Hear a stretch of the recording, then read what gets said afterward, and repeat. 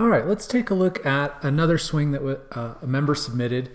This is Dennis on the right and Chris on the left, and I'm going to show you a different view that my software can now trace to help you understand elite movement versus amateur movement. Or really what this is about is a way for you to quantify and score your golf swing that's autonomous of handicap. Because quite frankly, I don't think handicap is a good score tool or measurement tool for golf. I mean, it's great for golf scores, but it doesn't really let you know what kind of ball striker you are, what kind of golf swing you have. And so that's what I have developed as a system that can quantify, score, and measure your golf swing, completely autonomous of handicap, because handicap is so much more involved than just how you swing the club. But to me, ball striking in the golf swing, well, it's the most important part. That's the part that I do and I love the most. And so I'm going to show you another tool that you're going to have access to with my software. So I've got Chris here on the left, and I'm going to show you the difference between his movement and Dennis on the right.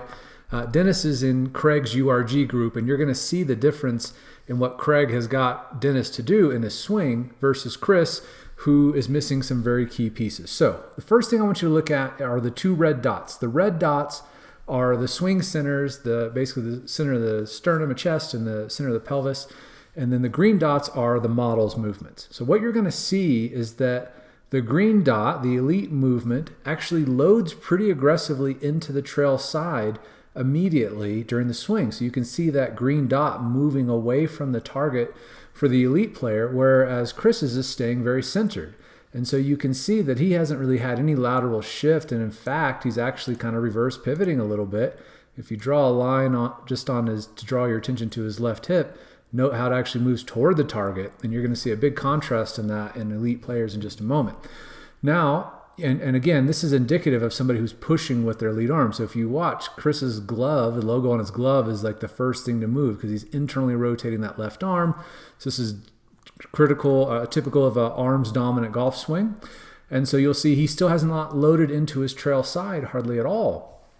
And now as he starts going back, he finally starts to, because he's letting his head drift off the ball, but his pelvis still is behind the elite model, with the green dot still being further to the right. So his hips are kind of locked in place. He's not going to be able to load correctly. Now here's where the magic happens and what you're going to see in Dennis's swing on the right.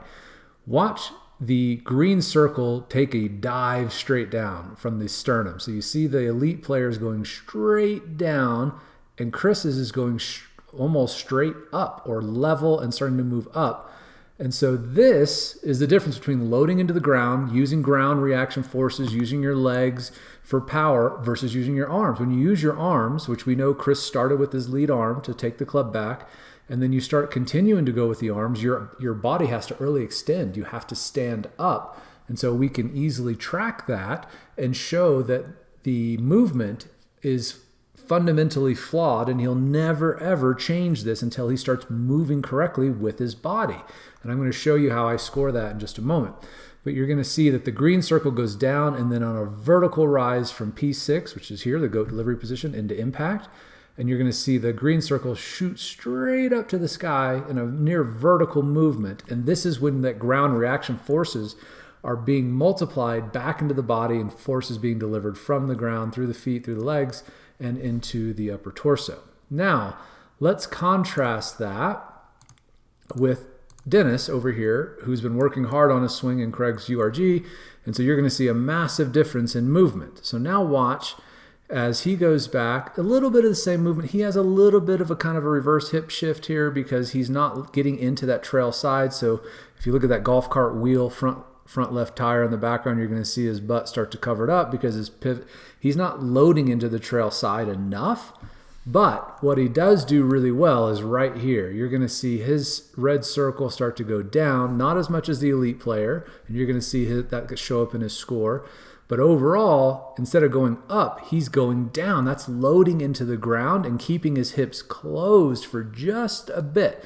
Just during the initial part of the transition, you actually want to, I've talked about the closed hip slide.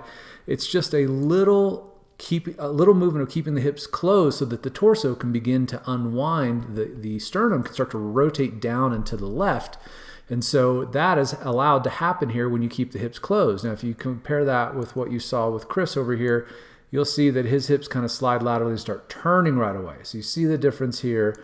if I sync them at the top of the swing, you'll see that Chris's hips kind of start to turn, and Dennis's actually stay closed, and he squats down. So you can see his red circle on his pelvis go down and then back up, just like the elite players. You can see a similar trace there.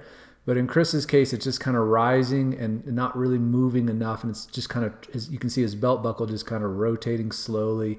So he's not really getting anything out of his body. So he has a huge amount of progress that he could make very quick by just starting to understand how to move his body correctly.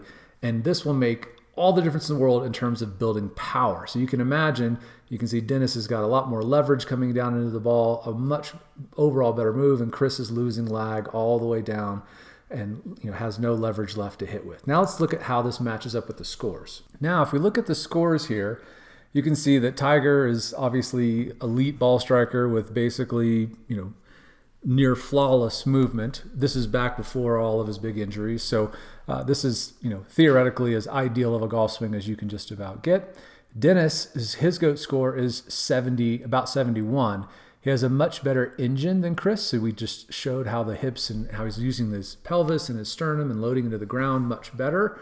And so that reflects in his engine score. His anchor, this involves setup and swing dynamics that I measure to show how the fascial slings are stretching. So again, you can see a big difference in score there. And then the whip score, how efficiently the club is releasing and snapping through the ball. But this is a way for you to quantify your golf swing going forward. There's no more just measuring, drawing lines and angles on the screen. We can now, with the software that I have developed, measure and score a golf swing that is far more accurate than handicap. You can be a great ball striker and have a terrible handicap and vice versa. And so if you want to start to understand how the body really moves, what really matters in the swing, stay tuned because I'm going to share with you how you can get access to my software.